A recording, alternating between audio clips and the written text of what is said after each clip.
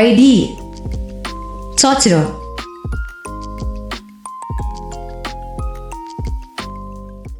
What's up, everybody? I hope you guys are doing good. Today we have a lit video. We got Glamour in the building, man. The dark truth behind plastic surgery in South Africa. Hey, the plastic surgery industry, most of the times, it's not looking good. Let's all enjoy the video. I didn't realize how bad things had gone until one evening when I was scrolling through X, Tebogo Tobejane was trending again.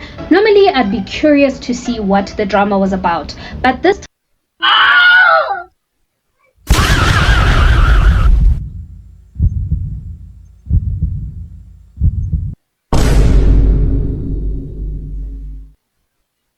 time I couldn't even focus on what she was saying. My mind froze at her face. It looked so different. The filler was heavy, her expressions seemed frozen, and the overall look didn't feel human anymore. A few scrolls later, someone posted about how Cindy Makatini's BBL seems to be growing bigger every day.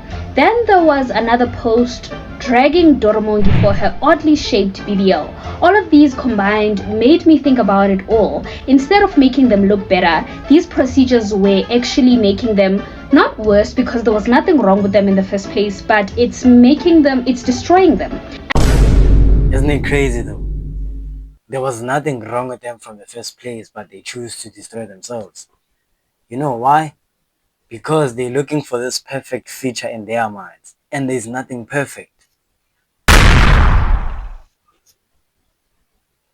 And don't act like you're better than me. If we can all just be honest for 1 second, we'd agree that these things don't look right. The proportions and the shapes are just weird. Even Kanyumbao, who was once celebrated for owning her looks and being ahead of her time, now seems to be getting something done to her face every month. Somewhere along the way, I realized this isn't just a trend anymore. It's a takeover. Before we get it, I won't lie, for Kanyumbao, she took plastic surgery way too far, man. Unnecessary, I won't even lie. I don't know which kind of physical appearance she wants, but hey, she's going crazy. into today's video, please like, subscribe, and turn the notification button on so that you receive a notification every single time I post a video. The cosmetic surgery industry in South Africa is growing at a shocking rate. According to data from the International Society of Aesthetic Plastic Surgery, South Africa performed more than 85,000 aesthetic procedures in a single year, with over 37,000 of those being surgical and the rest non-surgical treatments like Botox and fillers. That's tens of thousands of women and some men changing their faces and bodies each year, chasing the fake kind of perfection that no one can ever quite define. But the part that's more worrying isn't just how many people are doing it, it's how normal people want it to become. The tone online has shifted from shock to it's their body, let them do what they want. But that line has become a lazy way to avoid caring. If you really cared, you wouldn't watch someone you claim to love embark on a journey that will have them looking like this in the end. If it was your mom, your sister,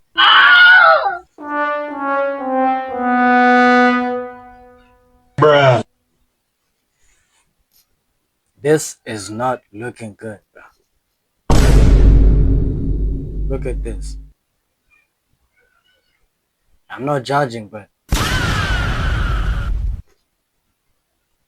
or a friend, you'd be worried sick and try to stop them from destroying themselves. The truth is, many people only say that because they don't see these women as people.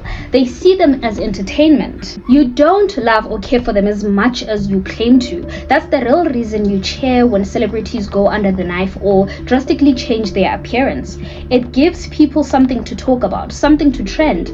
But behind every viral transformation is a person who might be chasing something they'll never find. Cosmetic surgery has slowly become an addiction disguised as empowerment. At first, it's a confidence booster, just a little tweak to fix an insecurity. Then it becomes a lifestyle. One filler turns into two, one BBL turns into a revision. The waist must be smaller, the lips plumper, the nose sharper, and once you start, it's hard to stop because every time the high fades, the reflection in the mirror starts to feel wrong again. Experts have said that once someone starts to go under the knife or a needle, they often become hyper aware of every other flaw, even the ones that no one else can see. The obsession grows quietly, and by the time they notice, their natural face is gone, replaced by something that looks more like an edited filter than a living person. But the industry doesn't discourage the cycle, it feeds off it. The more procedures people get, the more profit it makes. And in South Africa, the number of clinics offering these services is increasing rapidly, with many not even fully regulated. Some people travel to small private practices, not realizing that doctors aren't even properly trained. Others get injections in salons, spas, or even living rooms. It becomes so casual that people forget that these are medical procedures with real risks. The BBL is one of the most dangerous cosmetic surgeries in the world, with reports suggesting that every 3,000 to 5,000 surgeries, one results in death, often due to fat entering the bloodstream. Yet, this is the same surgery being offered on special by local and international clinics or advertised through influencer discount codes. When you see those influencer collabs with the surgeons, it's important to remember what is happening. These companies use young women as walking billboards. They promise them a free or discounted procedure in exchange for a few posts, a vlog, or a glow-up reveal. But what they don't show is the complications or the fear that something could go wrong. They also don't show what happens when the results fade or the body starts to change again. When the influencer has to maintain an expensive look that they can no longer afford. Because remember, some of these influencers get these BBLs on discounts in exchange for posts. So what happens years down the line when you need a revision on the BBL but can't afford to go to Turkey anymore and no longer have the social media popularity to leverage a discounted or free BBL revision? It's a dangerous game that plays on both insecurity and opportunity. Social media has also made comparison almost impossible to escape. When you scroll through your timeline and all you see are edited bodies and faces, you're And do you know what's the crazy part about all this plastic surgery, trying to look all good? 90% chance, if not 95, it's making things bad. It's just a few percentages of ladies, because ladies mostly do plastic surgery, where it goes successfully. They actually look natural and beautiful or something. But the 95 or 90%, it's actually looking bad. It mostly ruined them. So yeah, the stats are talking. So plastic surgery, I don't care how insecure you feel as a lady, because most ladies do it. Not most ladies. Ladies mostly do it more than men. Plastic surgery is not the way. sense of normal shifts. You start believing that real human bodies are supposed to look like plastic figurines. And when the women around you start to resemble each other, same lips, same nose, same waist to hip ratio, individuality gets lost. It's almost like we are witnessing a generation of women morphing into identical versions of a beauty filter. The saddest part is that you go through all of that for what? Because these things don't look right. Even the Kardashians, with all the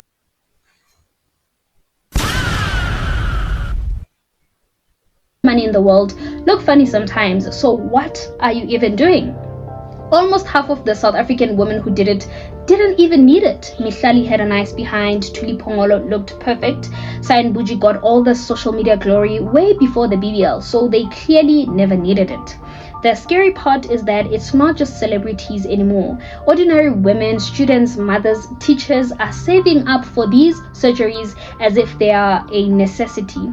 The culture has made natural beauty feel outdated, and maybe that's why I sometimes find myself thinking that South African women are starting to look like aliens, not because they are ugly, but because they're evolving into something unnatural.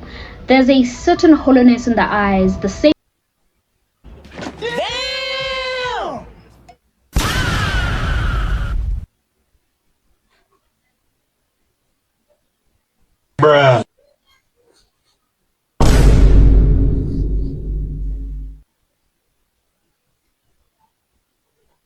leanness in the faces, the stiffness in the smiles. They're not transforming into better versions of themselves.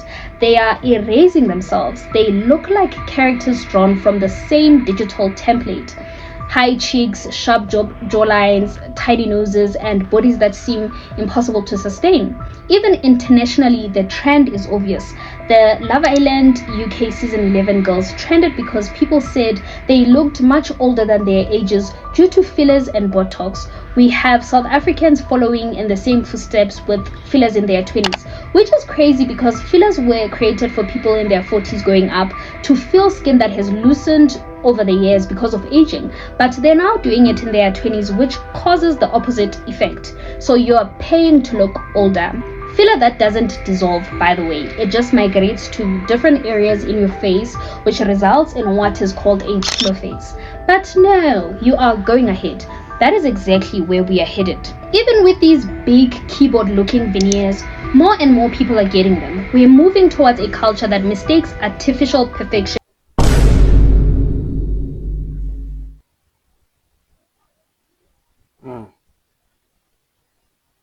I don't know about these. I don't know about this though.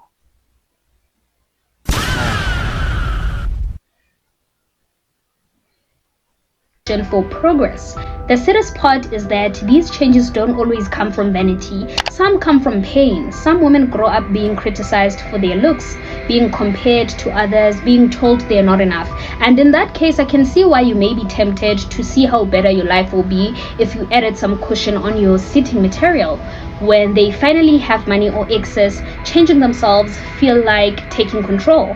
But with a lot of South African black women, Opapanje and greed because they already had it. But that industry doesn't care about the reasons. It profits from the pain and the insecurities. It convinces them that there's always something left to fix. And when you live in a society that constantly rewards beauty with validation, attention, and even income, how can you blame them for chasing it? Especially when the ones showing it off on social media seem to be living perfect lives. Still, we can't ignore the consequences. These surgeries and injections can cause permanent damage, nerve injury, infection, blood clots, disfigurement, and that's not even touching the emotional toll of losing your original identity. Imagine spending all the money fixing your face and doing all that just for you to be in a high risk of actually, facing a health issue. Isn't that crazy? You're paying just so you can destroy your life. If we can just put it in simple terms, that's how it's looking. Stories of people who can no longer recognize themselves or who regret the procedures but can't afford to fix them. The physical pain is one thing, but the mental damage is often worse. There's something deeply sad about watching someone's natural beauty fade away.